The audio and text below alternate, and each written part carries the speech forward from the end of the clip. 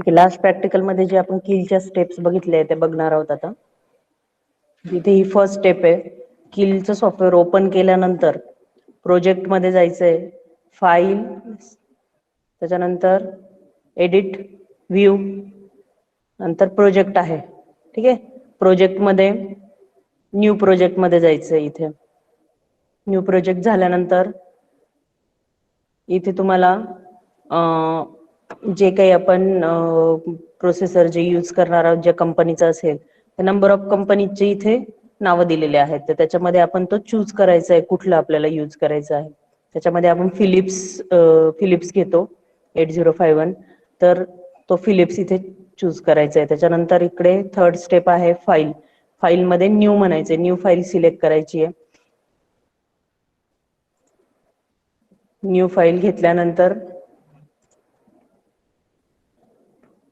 New file जी आहे तिला इथे ती विंडो इथे ओपन झालेली असेल तुमची फाईलची. तिला टार्गेट जे आपण आधी क्रिएट केलं, बरोबर, इथे टार्गेटमध्ये ती फाईल इथे ऍड होणार आहे. इथे ऍड फाईल्स म्हणायचे. त्याच्यासाठी ऍड म्हटल्यानंतर ही विंडो ओपन होते. त्या फाईलला तुम्ही इथे काहीतरी नेमिंग करा. समजा आपण फर्स्ट प्रोग्राम जर एखाद्या मेमरी लोकेशनला एखादा डेटा टाकतोय, तर transfer data on memory location किंवा ऍडिशन, सबस्ट्रॅक्शन, जो काही प्रोग्राम असेल तुमचा, त्या पद्धतीने इथे नेमिंग करा त्याला. त्याच्यानंतर इथे दोन बटन्स आहेत, ऍड आणि क्लोज. तर याच्यामध्ये काय करायचंय, ऍड जे बटन आहे त्याच्यावर क्लिक करायचंय. एकदाच करायचंय क्लिक. ती फाईल तुमची त्या फाईल तुमची जी आहे ती ऍड होणार आहे. कशामध्ये, टार्गेटमध्ये. ठीक आहे. सोर्स ग्रुपमध्ये ती फाईल तुमची ऍड होईल. तर ती एकदाच ऍड करायची, कारण ती एकदाच ऍड होते. तिच्यावर तुम्ही 2-3 वेळेस, किती पण वेळेस क्लिक केलं तर ती एकदा ऍड होते. तर पण ती विंडो क्लोज होत नाही. तर ती आपल्याला खाली क्लोज बटन प्रेस केल्यानंतर ती विंडो क्लोज होते. त्याच्यानंतर आता हे तुमची वर्क स्पेस आहे, इथे दिलेला प्रोजेक्ट वर्क स्पेस. तर इथे तुमची ही फाईल क्रिएट झालेली असणार आहे. त्याच्यामध्ये तुमचा जो काही प्रोग्राम असेल तो तुम्ही तो टाईप करायचा आहे. प्रोग्राम टाईप करून झाल्यानंतर बिल्ड टार्गेट करायचं आहे. आता इथे दोन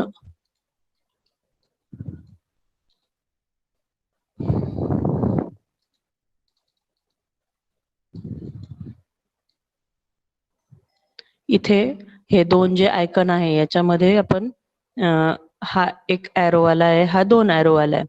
तर इथे पण आपण बिल्ड टार्गेट करू शकतो, किंवा त्या फाईलवर जायचं, फाईलच्या नेमवर, आणि राईट क्लिक करून बिल्ड टार्गेट हा ऑप्शन त्याच्यामध्ये दिसतो आपल्याला. तर त्याच्यावर क्लिक करायचं, त्याच्याने बिल्ड टार्गेट होईल. बिल्ड टार्गेट केल्यानंतर काय होणार आहे, इथली जी खालची विंडो आहे इथे तुमचा प्रोग्राम जो आहे त्याच्यामध्ये काही एरर आहे का हे इथे मेन्शन होत आहे. आता इथे बघा, इथे दिसतंय 0 एरर 0 वॉर्निंग. तर इथे जेव्हा तुम्ही प्रोग्राम टाईप करता, आता इथे समजा नंबर ऑफ 10 लाईन्स आहेत. इथे दिसतंय बघा 1 2 3. जेवढे तुम्ही प्रोग्रामच्या तुमच्या लाईन्स असतील त्याच्यानुसार याला सिरियल नंबर असणार आहे.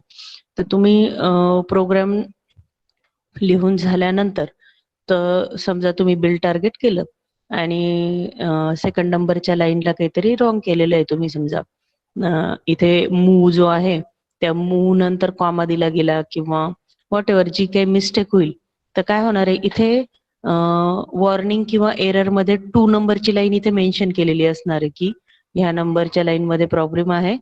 तर इथे 0 एरर 0 वॉर्निंग दाखवणार नाही. 1 एरर 2 एरर 3 एरर्स असं दाखवतील, आणि तुमची एरर कुठे ते पण इथे इंडिकेट केलेली असेल. मग काय करायचंय, त्या नंबरला जिथे एरर असेल त्या लाईनची एरर तुम्ही ती रिमूव्ह करायची. त्याच्यानंतर 0 एरर 0 वॉर्निंग आल्यानंतर इथे डिबगचा ऑप्शन आहे. जो काही प्रोग्राम असेल तो आपल्याला त्याच्यानंतर डिबग करायचा आहे. आधी हेक्स क्रिएट करून घ्यायची. डिबग करण्याच्या आधी हेक्स फाईल क्रिएट करायची आहे. त्याच्या आधी हे बघा, टार्गेटवर जाऊन राईट क्लिक केल्यानंतर इथे क्रिएट हेक्स फाईल इथे क्रिएट हेक्स फाईल आहे, याच्यावर हा बॉक्स अनटिक असणार आहे, त्याच्यावर टिक करायचे आणि ओके म्हणायचे.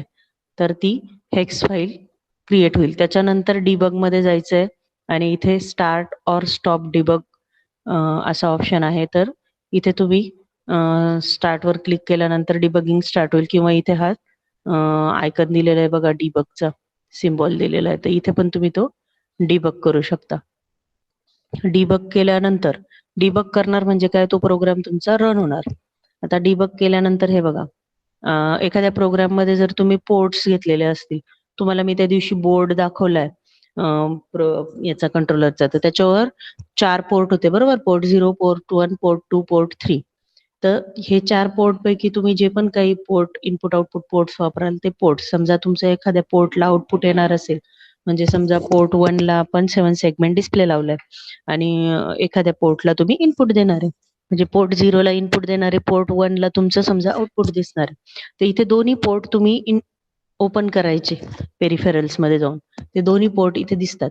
मग तुम्हाला जर इनपुट द्यायचं असेल तर आपल्याला जे बीट द्यावे लागतात 0, 1, त्याच्यानुसार ते इनपुट द्यायचं आणि आउटपुटच्या पोर्टवर तुमचं ते डिबग केल्यानंतर आउटपुट दिसणार आहे. आता इथे इथे डिबग केल्यानंतर ही विंडो ओपन झालेली आहे बरोबर. आता इथे दाखवलेलं आहे R4 ह्या रजिस्टरला 56H हा डेटा मूव्ह करायचा आहे. त्याच्यानंतर R5 14H हा डेटा R5 या रजिस्टरला मूव्ह करायचा. आता इथे बघा, इथे रजिस्टर दिलेले आहेत बघा, R0, R1, R2, R3, R4, R5, R6 आणि R7 हे रजिस्टर्स दिलेले आहेत. तर जेव्हा एक एक स्टेप इनटू होईल, आता इथे हे बघा, हा एरोवाला ब्रॅकेट आहे आणि त्याच्यात एक एरो आहे, हा एक ऑप्शन आणि हा एक ऑप्शन. याच्यावर आपण एकदा क्लिक केल्यानंतर फर्स्ट जी इन्स्ट्रक्शन आहे ती परफॉर्म होणार, परत अजून एकदा केल्यानंतर दुसरी इन्स्ट्रक्शन परफॉर्म होणार. या पद्धतीने स्टेप इनटू केल्यानंतर काय होणार, एक एक इन्स्ट्रक्शन्स जे आहेत त्या परफॉर्म व्हायला स्टार्ट होणार आहे.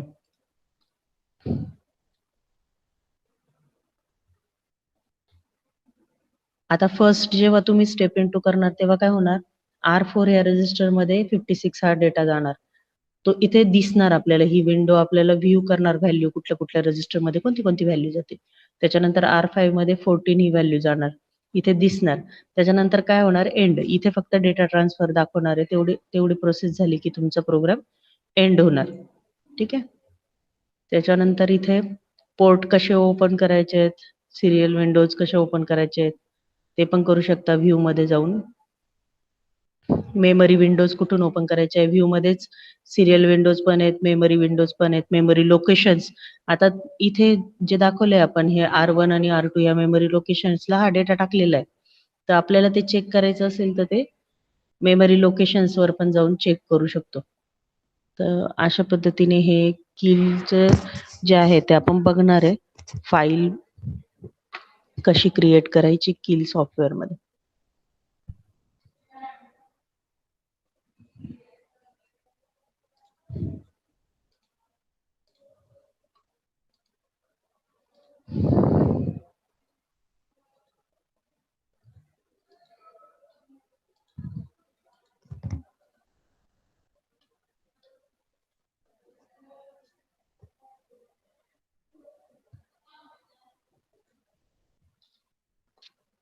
ठीक आहे. याच्यामध्ये हे किलचं सॉफ्टवेअर आपण ओपन केलेलं आहे. किलवर डबल क्लिक केल्यानंतर ही विंडो तुमची ओपन होते. याच्यामध्ये दिसतंय बघा, file, edit, view, project, flash, debug, peripherals, tools. ठीक आहे. SVCS, विंडोज हेल्प, तर हे सगळे ऑप्शन याच्यात दिसत आहे. ही आपली जी रन करण्याची विंडो असते ती प्रोजेक्टची विंडो इथे दिसते. इथे आउटपुट दिसणार आहे आपल्याला.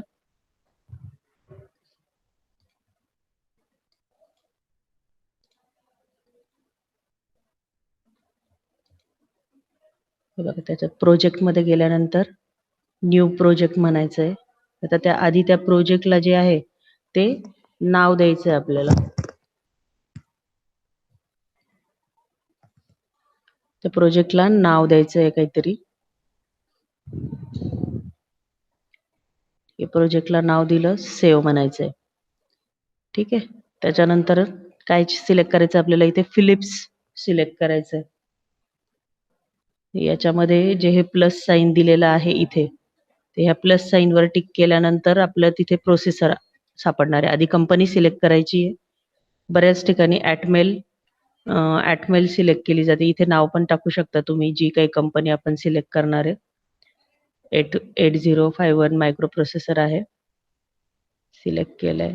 ठीक आहे. हे टार्गेट प्रोजेक्ट आपला बिल्ड झालेलं आहे, टार्गेट क्रिएट झालेलं आहे. याच्यामध्ये आता प्रोजेक्टला आपण नाव पण दिलेलं आहे. फाईलमध्ये जायचंय, न्यू म्हणायचंय. ही न्यू फाईल ओपन केलेली आहे आपण. ठीक आहे. याच्यामध्ये एक प्रोग्राम कॉपी केलेला होता, तो पेस्ट करून घेतलेला आहे फाईलमध्ये. आता इथे ही फाईल आपल्याला काय करायची आहे, सेव्ह करायची आहे. ठीक आहे. तर आता हिला नाव द्यायचंय आपण फाईलला.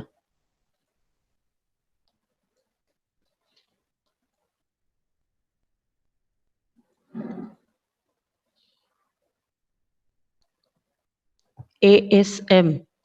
हे बघा, आता इथे फाईलला जेव्हा नाव देतो आपण, इथे .asm हे आपल्याला त्याला एक्सटेन्शन द्यायचे. फाईलला .asm हे एक्सटेन्शन द्यायचे. ठीक आहे. जेव्हा आपण आता आपण हे जे असेंब्ली लँग्वेजचे प्रोग्राम बघणार आहे, सी चे जेव्हा प्रोग्राम बघतो तेव्हा .c हे एक्सटेन्शन देतो आपण त्याला, आणि असेंब्ली लँग्वेजचे जेव्हा प्रोग्राम बघतो तेव्हा त्याला .asm हे एक्सटेन्शन द्यायचं. हे हे विसरायचं नाही, त्या फाईलला एक्सटेन्शन देणं मस्ट आहे. ठीक आहे. इथे .asm हे एक्सटेन्शन द्यायचं. त्याच्यानंतर सेव्ह म्हणायचं.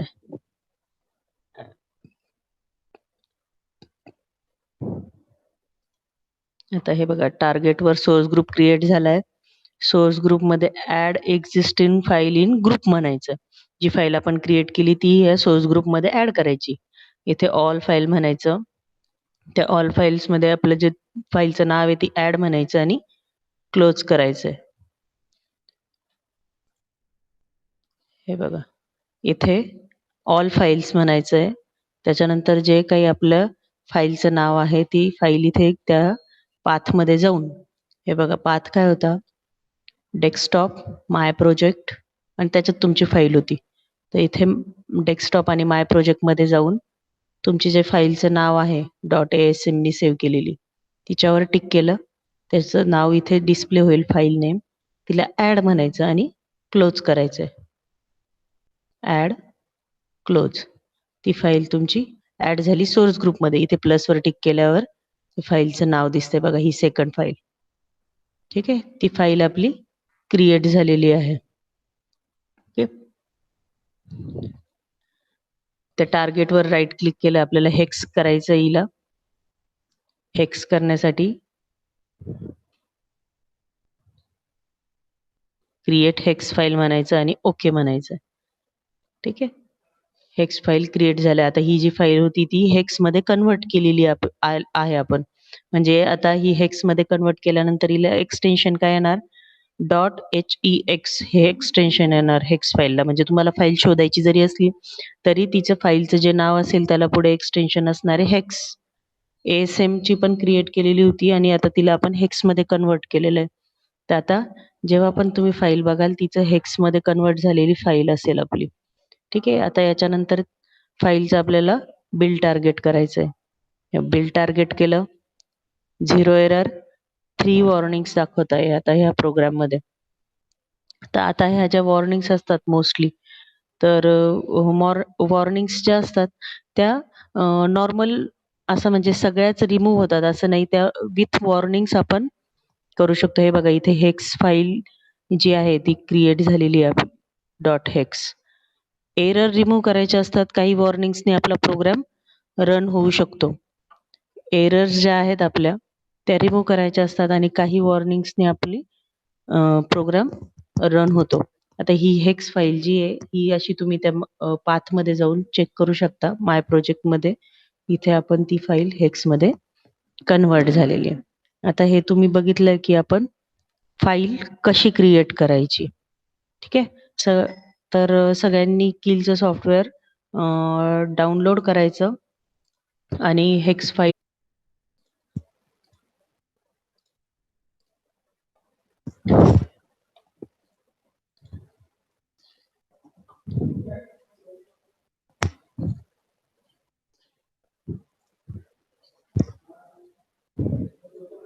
हे बघा सेकंड प्रॅक्टिकल आहे हे. यामध्ये काय आहे आपल्याला write the sample assembly language program using various addressing mode and assembly directives. आता याच्यामध्ये काय करायचं आहे आपल्याला, the addressing mode specifies the way data can be moved or copied from source to destination location, thus the providing various option and flexibility for data transfer. This practical will help the student to develop the skill to allow the programmer to write the structure program which is essential to code maintainability. आता हे बघा, programming जी असते ती आपली तुमची logic level कशा पद्धतीची असते त्याच्यावर तुमची प्रोग्रामिंग ही डिपेंड असते. प्रोग्राम हा स्वतःला डिझाईन करता आला पाहिजे. आता याच्यामध्ये प्रोग्राम जो आहे तो एक सिंपल प्रोग्राम आपण बघू. रजिस्टर ॲड्रेसिंग मोड याच्यामध्ये दाखवलेले आहे. आता ॲड्रेसिंग मोड कुठले कुठले आहेत इथे दिलेले आहेत बघा. Microcontroller provides the various method of addressing data needs to execute of an instruction. The various method of accessing the data are called addressing mode. मायक्रोकंट्रोलरनं खूप साऱ्या मेथड्स दिलेल्या आहेत कशासाठी, डाटा ॲक्सेस करण्यासाठी. तर ज्या काही इन्स्ट्रक्शन आहेत त्या एक्झिक्यूट करण्यासाठी खूप सारे ॲड्रेसिंग मोड्स आहेत. तर ते ॲड्रेसिंग मोड्स यूज करून आपल्याला पुढच्या इन्स्ट्रक्शन त्या प्रोग्राममध्ये टाकायचे असतात. तर फर्स्ट ॲड्रेसिंग मोड दिलेला आहे त्यांनी immediate addressing mode. Immediate addressing मोडमध्ये काय आहे, the data is provided in instruction itself. The data is identified by hash before the numerical value.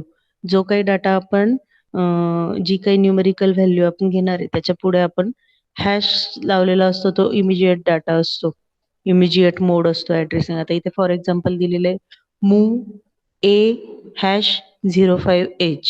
याचं मिनिंग काय, the immediate data 05H provided in instruction is moved into A register. म्हणजे ज्या रजिस्टरमध्ये move करायचा आहे हा data आपल्याला त्याचं लोकेशन आधी द्यायचं. इन्स्ट्रक्शन देताना आधी ज्या रजिस्टरमध्ये आपल्याला जो ॲड्रेस जी व्हॅल्यू टाकायची आहे ती, तो पाथ त्याला आधी द्यायचा. म्हणजे मूव्ह ए रजिस्टरमध्ये 05 हेक्स ही व्हॅल्यू आपल्याला टाकायची. ह्या इन्स्ट्रक्शनचा असा मीनिंग होतो. त्याच्यानंतर रजिस्टर ॲड्रेसिंग मोड आहे second. The register hold the data. The permitted register R7 to R0 of each resistor bank. आता याच्यामध्ये R0 टू रजिस्टर ॲड्रेसिंग मोड आहे, त्याच्यामध्ये R0 to R7 चे जे रजिस्टर आहे त्याच्यावरचा डेटा हा आपण म्हणजे आधी R0 to R7 वर डेटा टाकायचा आणि नंतर तो आपण मूव्ह करू शकतो दुसऱ्या ॲक्युम्युलेटर. ए स्टँड फॉर ॲक्युम्युलेटर. ठीक आहे.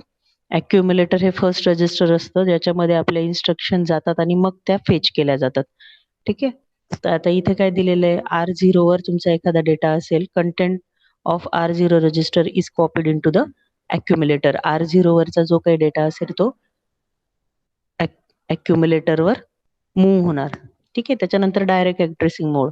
आता याच्यामध्ये काय आहे, डायरेक्टमध्ये काय दिलेलं आहे, the data is the RAM memory location and this address is given as the part of instruction. आता याच्यामध्ये डायरेक्टली रॅमवरचे जे कंटेंट आहे म्हणजे content of RAM address 30H is copied into accumulator. आता 30H हा रॅमवरचा जो ॲड्रेस लोकेशन आहे त्याच्यावर जी काही व्हॅल्यू सेव्ह केलेली असणार आहे ती डायरेक्टली मूव्ह होणार ॲक्युम्युलेटरमध्ये.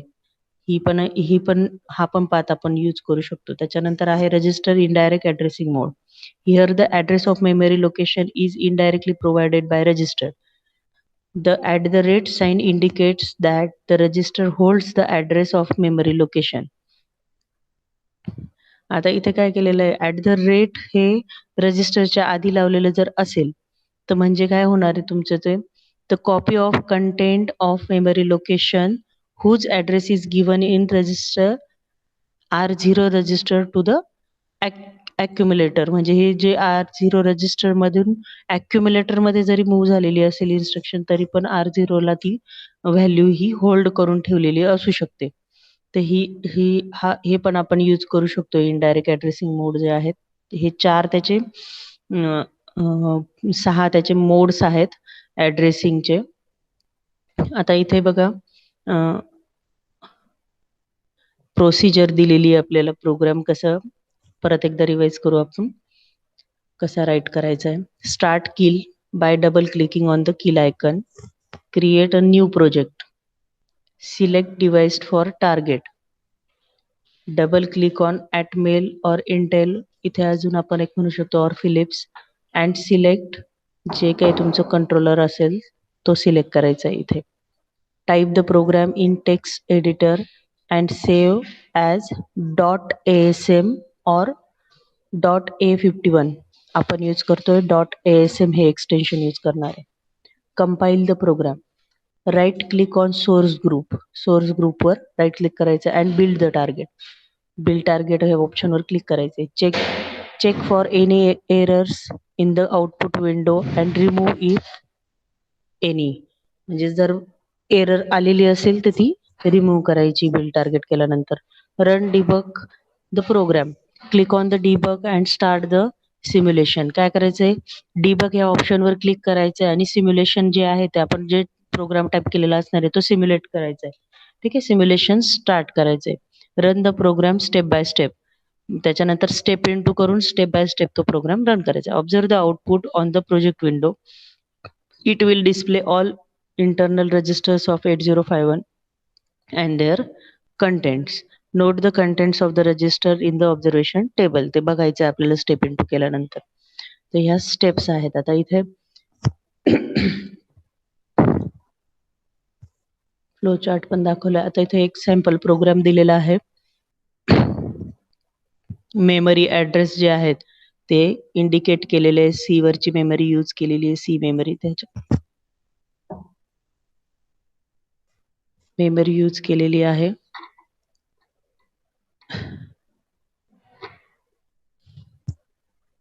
त्याच्यानंतर हेक्स कोड जो आहे तो इथे जनरेट होणार. लेबलिंग जर काही दिलेली असेल तर ती. न्यूमॉनिक्स जे दिलेले आहेत, जो प्रोग्राम असणार आहे आपला ओरिजिनल तो, त्याचे कमेंट्स आहे इथे. आता हा प्रोग्राम काय बघा, ओरिजिन दिलेलं आहे स्टार्ट त्यांना 0000 हेक्स. ठीक आहे. त्याच्यानंतर मूव ए #23h. आता 23h हा जो डेटा आहे तो मूव्ह करायचा आहे ॲक्युम्युलेटरमध्ये. सेकंड स्टेप काय आहे, 30h हा डेटा मूव्ह करायचा आहे ॲड्रेस रजिस्टर R1 वर.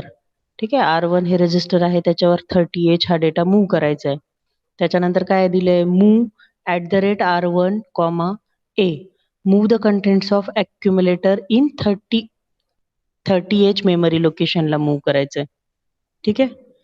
तर हा सॅम्पल, हे सॅम्पल इन्स्ट्रक्शन्स दिलेल्या होत्या कशा यूज करायच्या आहेत त्या. अशा पद्धतीने हा इथे टाईप करून घेतलेला आहे बघा. सेम इन्स्ट्रक्शन्स आपण प्रोग्राममध्ये टाईप केलेले आहे. त्याच्यानंतर R1 वर 30h ही व्हॅल्यू जाणार आहे इथे. आणि त्याच्यानंतर मेमरी लोकेशन दाखवलं आहे. कधी पण इथे मेमरी विंडो ओपन केल्यानंतर आय आणि कोलन द्यायचा. आय आणि कोलन दिल्यानंतर आयची फर्स्ट विंडो ओपन होते ही कोलन दिल्यानंतर, आणि ही 30h ही मेमरी लोकेशन आलेली आहे इथे. ठीक आहे. त्याच्यामध्ये ॲक्युम्युलेटर मधली 23h ही व्हॅल्यू इथे दाखवते या 30h मेमरी लोकेशनला. जी आपण ॲक्युम्युलेटर मध्ये टाकलेली व्हॅल्यू होती ती 30h. ॲक्युम्युलेटर मध्ये टाकलेली व्हॅल्यू ही 30h ह्या मेमरी लोकेशनला इथे दिसते आपल्याला. ही आउटपुट विंडो असणार आहे आपली. मेमरी लोकेशन ही आउटपुट विंडो असणार आहे.